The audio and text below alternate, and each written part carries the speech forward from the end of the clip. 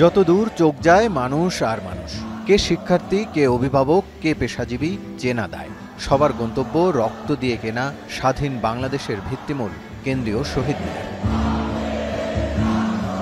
সেই উদ্বেলিত ছাত্র জনতার কণ্ঠে নানা স্লোগান, মুষ্টিবদ্ধ হাতে হাজারো কণ্ঠে দীপ্ত প্রতিবাদ।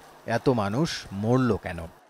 আমি আমার শহীদ ভাইদের বিচার চাইতে আসছি। এটা হবে, তারপরেই তো মানুষজন বাসায় যাবে, তার আগ পর্যন্ত তো মানুষ বাসায় যাবে। রক্তের উপর বসে, এত শহীদের উপর বসে আমরা কোনো আলোচনা মানব না। বৈষম্য বিরোধী ছাত্র আন্দোলনের পূর্ব ঘোষিত কর্মসূচিতে যোগ দিতে রাজধানীর বিভিন্ন প্রান্ত থেকে দলে দলে মিছিল আসতে থাকে সকাল থেকেই। দুপুর গড়িয়ে বিকেল পুরো এলাকা পরিণত হয় জনসমুদ্রে।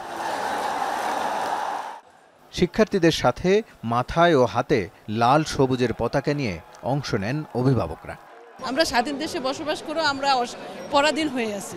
আমাদের ছেলেমেয়েরা আজকে রাস্তায় রক্ত ঝরাচ্ছে, এটার কারণ কি? আন্দোলনটাকে নস্যাৎ করার জন্য এতগুলা তাজা প্রাণ চলে গেল, এই জন্যই আমি এই শত শত সন্তানকে হত্যা করে, হাজার হাজার মানুষকে আহত করে, শিশুদের হত্যা করে, আমাদের ছাত্রদের বুকে গুলি চালিয়ে এখন বলে এখন আবার আন্দোলন কিসের?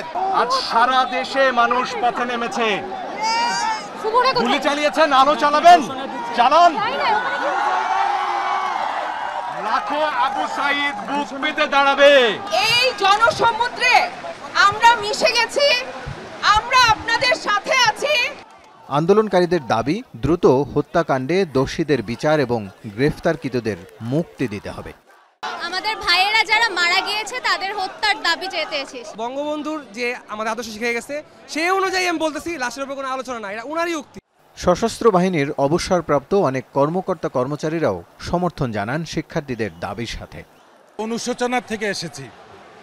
গত বেশ কিছুদিন ধরে যে ঘটনাটা ঘটছে, কোটা আন্দোলন থেকে এটা এখন জাতির আন্দোলনে পরিণত হয়েছে। দেশপ্রেমের রক্ষায় যারা আমরা শপথ নিয়েছি, আমাদেরও এদের সাথে যুক্ত হওয়ার জন্য আমাদের দায়ভার আছে।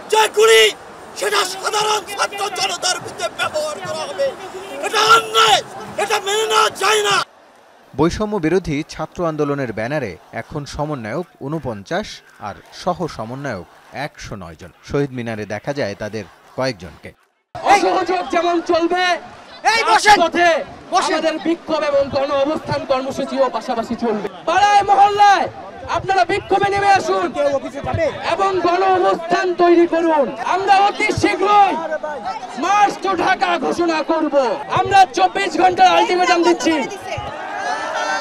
সকল পাবলিক বিশ্ববিদ্যালয় গুলার হলগুলা খুলে দিতে হবে। আমাদের এই আন্দোলন ততক্ষণ চলবে যতক্ষণ আমাদের এই এক দফা পূরণ না হয়।